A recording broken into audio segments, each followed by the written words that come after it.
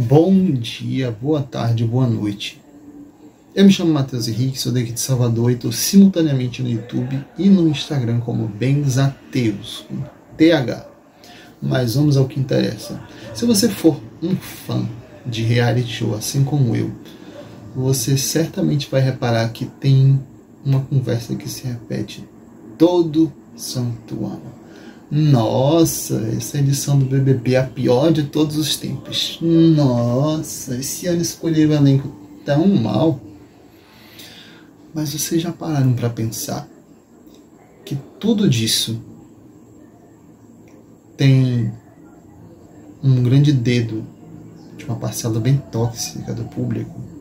Acompanhe meu raciocínio.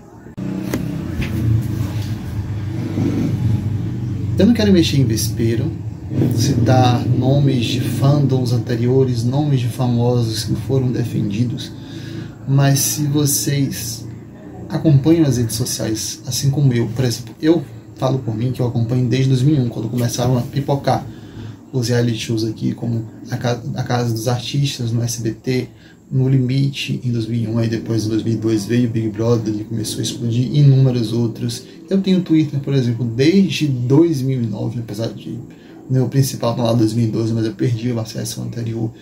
Então eu sempre tenho acompanhado a repercussão de diversos realities, não só o Big Brother Brasil, como a Fazenda, a Power Couple, Ilha Record, The Voice, reality de confinamento, de talento, de música, enfim.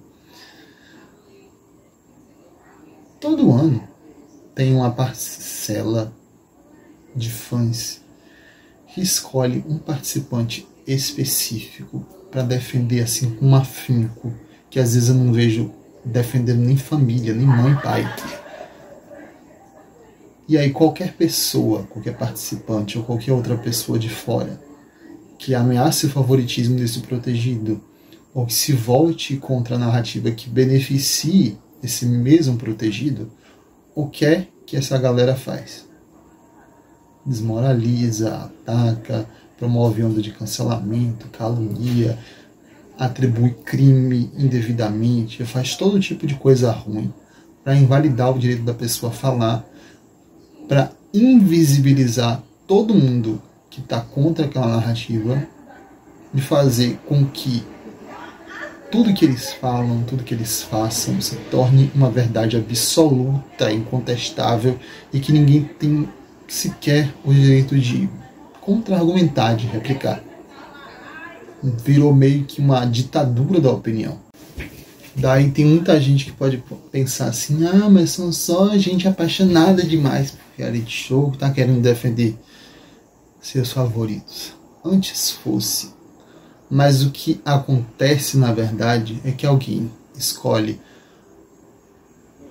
aquela pessoa num padrão sempre de pessoa perfeitinha, que a gente pode colocar numa caixa, o ser humano que não erra, que a gente projeta nossos sonhos, que a gente queria ser amigo, que a gente idolatra e que é o intocável, o que não erra, enfim, eu tô me repetindo, mas é basicamente esse perfil de bonequinho de porcelana, saca? E eu não tô falando da participante, mas eu tenho observado muito isso na torcida da galera do Quarto Fantástico. Mais especificamente sobre Eva e Renata. E volto a dizer, eu não estou falando das duas, embora tenha críticas. As duas muito pontuais e não tão contundentes. Mas, por exemplo, essa semana desvirtuaram de uma maneira tão feia o lance do pombo sujo. Ninguém nunca disse que o pombo sujo é algo positivo. Pombo sujo sim é uma gíria para se referir a alguém malandro, alguém que está sem moral, alguém que está queimado no povo. Mas quiseram atribuir a essa gíria baiana, nossa, de Salvador, um significado de prostituição, de promiscuidade que nunca existiu, querendo imputar nos baianos como se a gente não soubesse o que a gente fala há muito tempo, muito antes de reality show ser essa febre nas redes sociais. Mas por que eu estou citando isso de novo?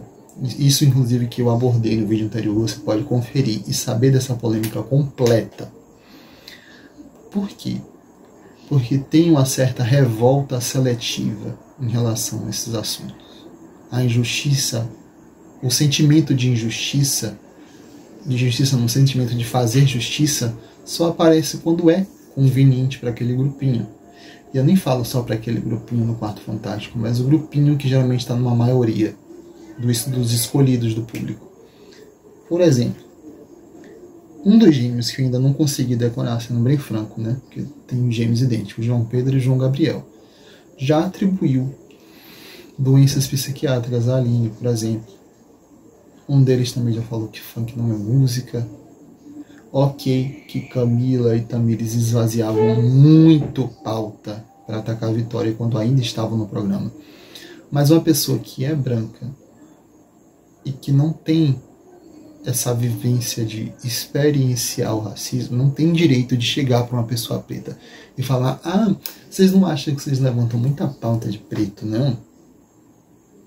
Cadê que teve uma repercussão muito grande em relação a essas falas? Não houve porque está na narrativa desse grupo, está na narrativa de beneficiar os protegidos com um número no jogo. Eu até separei umas falas aqui, eu estou pegando um papel porque eu não vou conseguir decorar, porque é muita coisa que tem acontecido durante o Big Brother. Por exemplo, Vilma, para defender muito entre aspas, que o filho não foi atacado, muito pelo contrário, né, que é o Diego Almeida, já teve falas muito problemáticas e até machistas em relação a Aline, como por exemplo, de taxar ela como mulher para 1 ou 2 dias, de dizer que Diego passaria vergonha se fosse visto com a Aline, tipo, passaria vergonha por quê? O que a Aline tem para ser passado de vergonha? Isso aí é para brincadeira, isso tudo nas palavras de Vilma. E que a Aline faria vergonha na rua para Diego, por exemplo. Ou até um comentário para o próprio Diogo, perdão. O filho dela se chama Diogo Almeida. E até um comentário para Diego Hipólito, por exemplo, que ela disse que ele tem carinha de mamãe eu quero.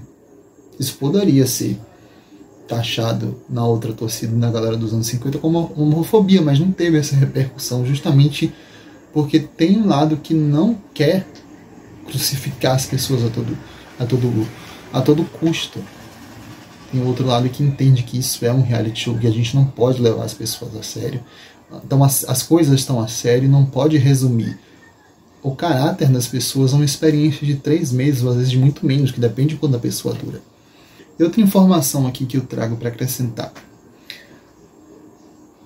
Há pouco teve um plantão na Big Fone. O Big Fone já estava programado para tocar na noite de sábado. Muita gente fez plantão, mas quem acabou atendendo foi Vinícius, que indicou Mike e Eva para o paredão, mas depois um dos dois vai ser salvo, vai ganhar imunidade por conta do poder de Dona Delma.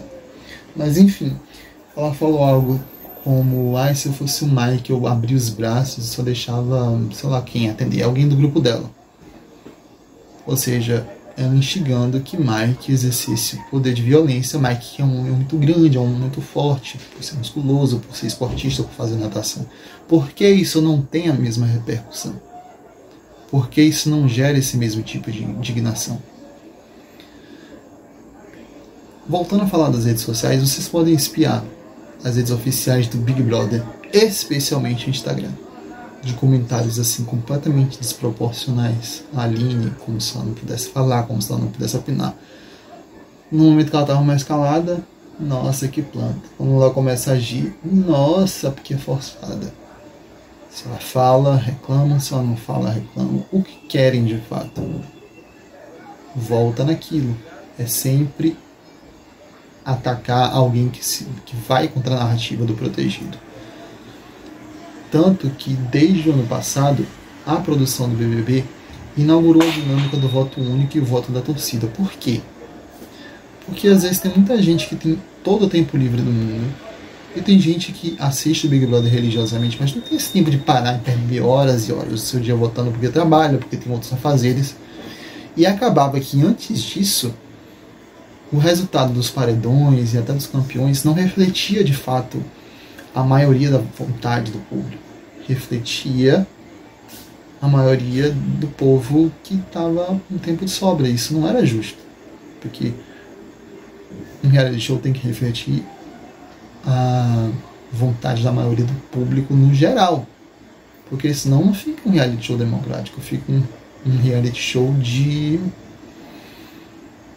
eu não sei especificar isso em palavras, mas não é justo no geral. Mas em resumo, essa massa de pessoas tem o mesmo comportamento padrão. Eles vêm em número, sempre confrontar de maneira muito agressiva quem discorda da opinião deles, como se a pessoa não tivesse direito de ter a sua própria opinião, como se a pessoa simplesmente não tivesse nem o direito de falar. Eles querem ofuscar o direito de fala das pessoas. Isso é muito, muito, muito grave. E vocês podem tomar de prova disso alguns dos comentários do meu último vídeo. Eu não falei nada demais, eu nem sequer ataquei qualquer tipo de participante. Recebi comentários completamente odiosos, com deboche, com xingamentos e com ataques à minha honra pessoal. Enfim, é uma coisa que precisa ser parada. E falar de estereótipos não é legal, mas é uma coisa que tem acontecido. Se você for parar para reparar, são sempre adolescentes ou gente muito nova com tempo sobrando, que ainda não chegaram à fase adulta, não tem muita supervisão dos pais ou de responsáveis e vivem sua vida naquilo. Ou um grupo de senhoras de meia idade, mais velhas, que tem aquela projeção da figura do príncipe encantado ou da princesinha legal que eu quero me espelhar e que eu queria ser igual e que ninguém pode quebrar na minha bonequinha de cristal, pererê, parará, toda aquela meiguice que vira num grande espetáculo de grosseria e de massacre virtual. Isso precisa parar. É isso.